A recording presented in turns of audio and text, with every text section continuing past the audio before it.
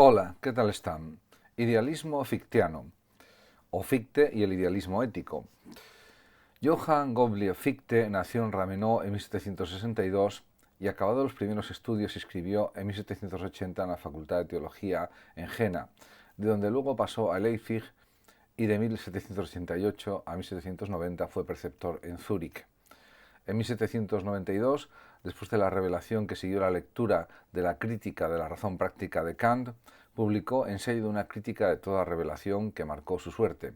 En 1794, a indicación de Goethe, fue llamado a la Universidad de Jena, donde permanece hasta 1799 y donde compuso obras de gran resonancia, Fundamentos de toda la teoría de la ciencia, 1794, algunas lecciones sobre el destino del sabio, 1794 también, Fundamentos del derecho natural según los principios de la doctrina de la ciencia, 1796, Sistema de la doctrina moral, 1798, y en 1799 estalló la polémica sobre el ateísmo, debido a la que Fichte, implicado en ella, fue constreñido a presentar su dimisión.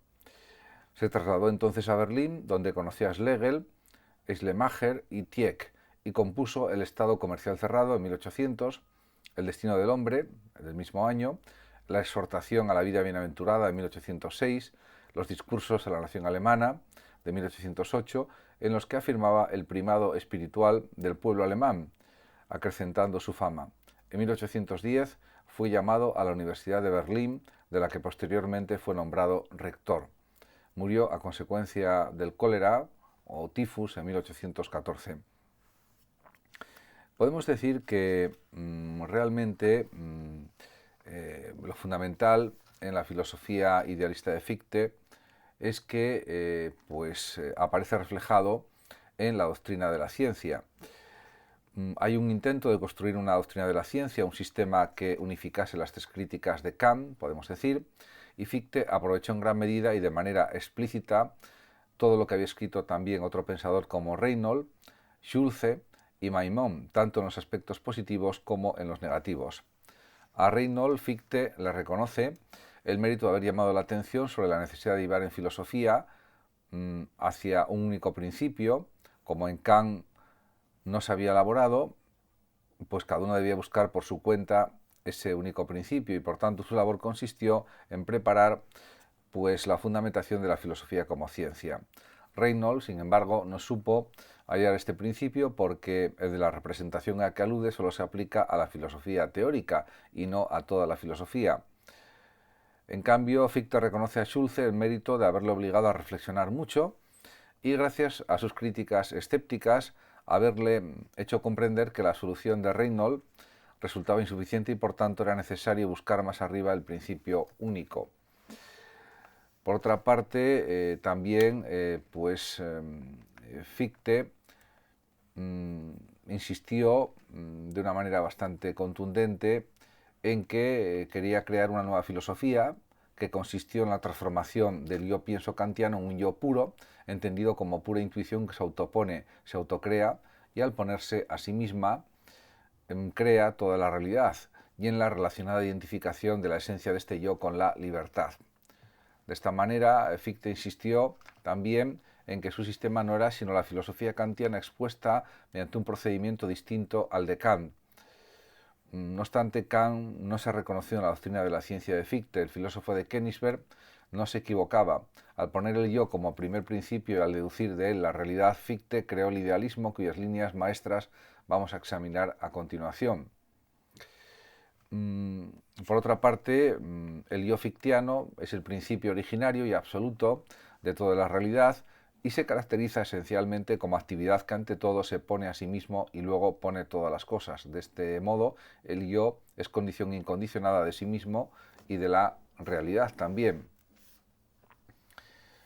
En relación con la doctrina de la ciencia, pues cabe decir que, por ejemplo, para Aristóteles, el principio de todo saber científico era el principio de no contradicción. En la filosofía moderna wolfiana, por ejemplo, y para el mismo Kant, era el principio de identidad.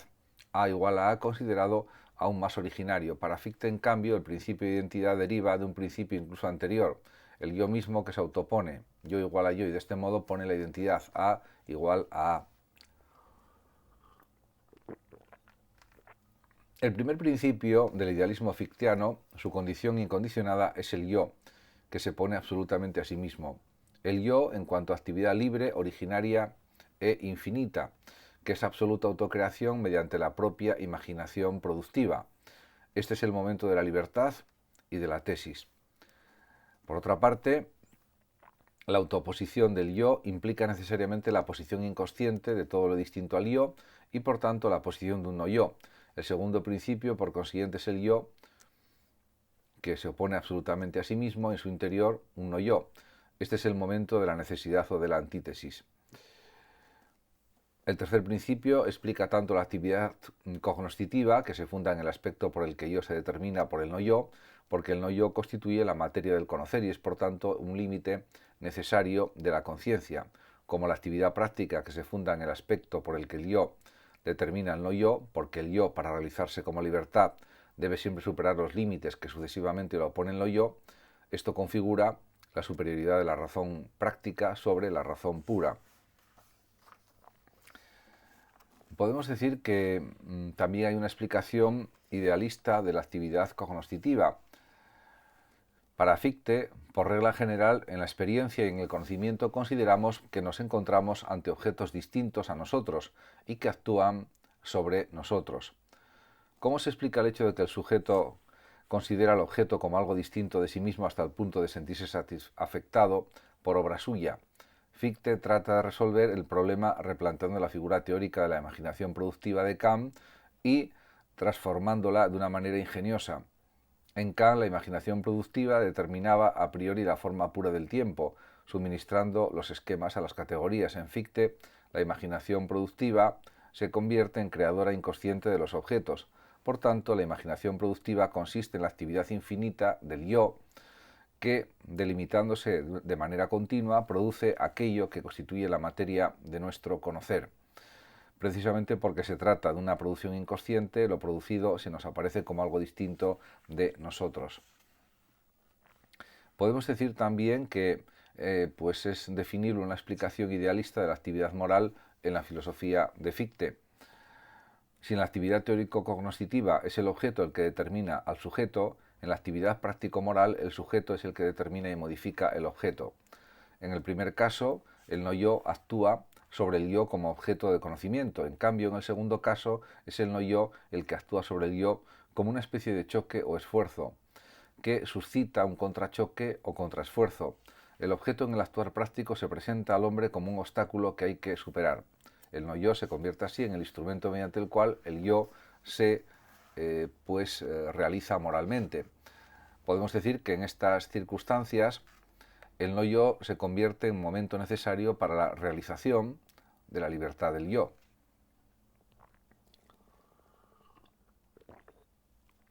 Ser libre significa hacerse libre, y hacerse libre significa alejar de modo incesante los límites que el yo, o que el no yo, mejor dicho, opone al yo empírico. Al explicar la actividad cognoscitiva, vimos que el yo opone al no yo. En el contexto de la explicación de la actividad práctica estamos en condiciones de comprender no solo el qué, sino también el por qué, es decir, la razón por la que el yo pone al no yo. El yo pone al no yo para poderse realizar como libertad. Tal libertad, según Fichte, está destinada a seguir siendo, de modo estructural, una tarea ilimitada. El deber absoluto o imperativo categórico que mencionaba Kant. La infinitud del yo es un infinito porque poner un no yo supone superarlo hasta el infinito. Como es obvio, la completa supresión del no yo solo puede ser un concepto límite y por ello la libertad continua sigue siendo estructuralmente una tarea infinita. La verdadera perfección constituye una tendencia infinita hacia la perfección como paulatina o progresiva superación de la limitación. En esto se revela la esencia misma del principio absoluto. Además, Fichte considera que así, de esta manera, demuestra de manera definitiva la superioridad de la razón práctica sobre la razón pura, cosa que Kant ya había intuido.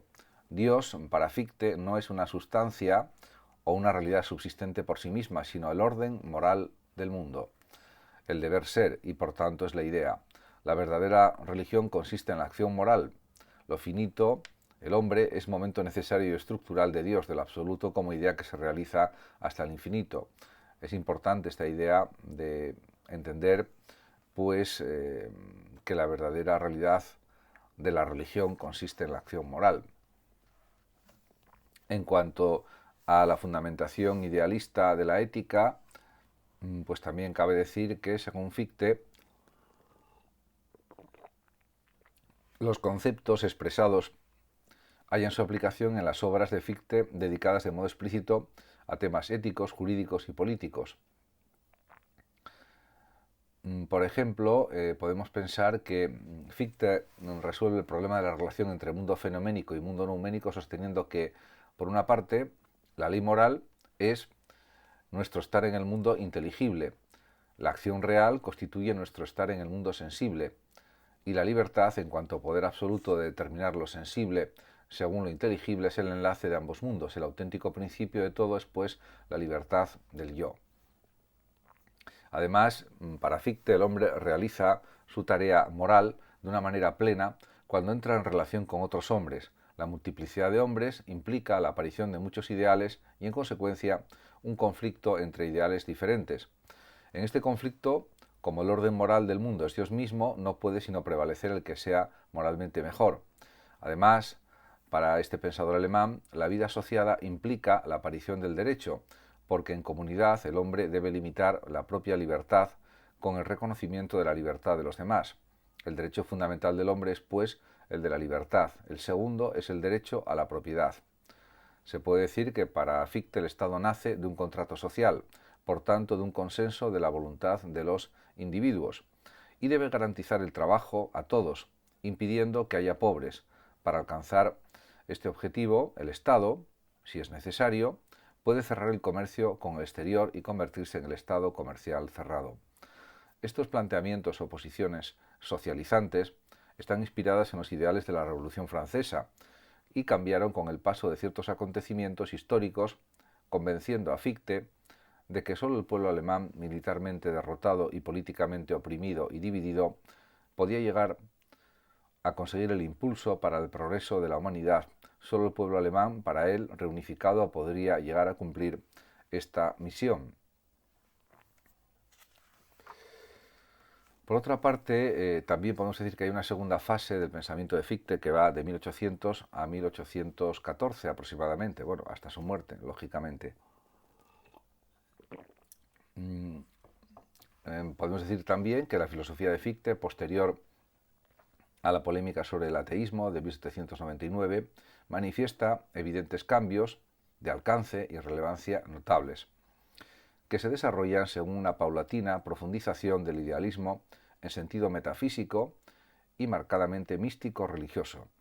Por ejemplo, en la exposición de la doctrina de la ciencia de 1801, la base de todo es, para Fichte, lo absoluto, que se manifiesta como razón, como identidad infinitamente diferenciada entre saber y ser. Lo absoluto se separa así del saber absoluto, el cual, para ser superado, ha de ser puesto en la evidencia de la luz de la unidad divina. El plano religioso, en la filosofía de Fichte, ya notable en el destino del hombre, encuentra su expresión más típica en la exhortación a una vida bienaventurada, en la que se sostiene que en la vida y en las acciones del hombre que tiene devoción a Dios, no es el hombre el que actúa, sino Dios mismo. La misma ciencia se convierte en una especie de unión mística con lo absoluto. También pues hay en esta segunda etapa una profundización, podemos decir, de alguna manera, del idealismo en sentido metafísico. Ya, por ejemplo, en su obra En el sistema de la moral, de 1798, Fichte había escrito: el saber y el ser no se encuentran escindidos fuera de la conciencia y con independencia de ésta, sino que se extienden en la conciencia únicamente, porque dicha escisión es la condición de posibilidad de toda conciencia. Solo a través de esta escisión surgen tanto el uno como el otro. No existe ningún ser si no es a través de la conciencia, y fuera de esta no hay ningún saber que sea un término meramente subjetivo y en movimiento hacia su ser. Por el mismo hecho de poder llamarme yo a mí mismo, me veo obligado a escindir, y por otra parte, la escisión solo se produce porque digo yo, y mientras lo digo.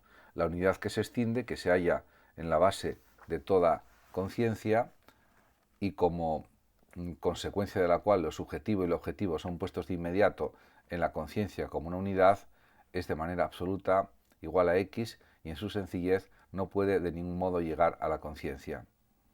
En cambio, en el segundo ficte se haya empeñado pues claramente, o el segundo ficte se haya empeñado claramente en aprehender en la medida de lo posible esta incógnita X, garantizándole una dimensión ontológica que llegue a convertirla en Dios por encima del yo, un absoluto que es mucho más que el orden moral del mundo.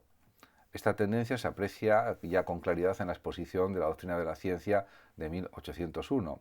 En una carta a Fichte la resume en estos términos: mi nueva exposición mostrará que en la base hay que colocar al absoluto, al cual precisamente porque es absoluto no se puede agregar ningún atributo, ni el saber, ni el de saber, ni el de ser, y ni siquiera el de la indiferencia con respecto a saber y a ser, que este absoluto se manifiesta en sí mismo como razón, se cuantifica, se divide en saber y en ser, solo de esta forma llega a una identidad entre saber y ser que se diversifica hasta el infinito. Vuelve así la sombra de Spinoza, de la que Fichte quiere huir en estos términos. Solo así se puede defender el uno y todo, pero no como Spinoza, donde se pierde el uno cuando se llega al todo y el todo cuando se tiene el uno. Solo la razón posee lo infinito, dice él. Por otra parte, también hay un componente místico religioso en el segundo ficte, bastante evidente, y, por ejemplo, refiriéndose al Evangelio de San Juan, dice Fichte que corregiría aquel error esencial y fundamental de toda falsa metafísica y doctrina de la religión, que es la teoría de la creación de la nada, principio originario del judaísmo y del paganismo. Y dice Fichte, la suposición de una creación, especialmente en lo que se refiere a una doctrina religiosa, es el primer paso hacia el error. La negación de tal creación, si hubiese sido supuesta por una doctrina religiosa anterior, es el primer criterio de verdad de dicha doctrina religiosa. El cristianismo, y en especial Juan, profundo conocedor de las cosas de las que ahora estamos hablando, se halló en este último caso. De este modo, Fichte podemos decir que reinterpreta, de acuerdo con sus propios esquemas, los conceptos del verbo divino y del amor. La misma ciencia se convierte en una especie de unión mística con lo absoluto. Muchas gracias a todos por su atención, saludos como siempre a los oyentes de Radio Sofando de México y hasta mi próximo vídeo.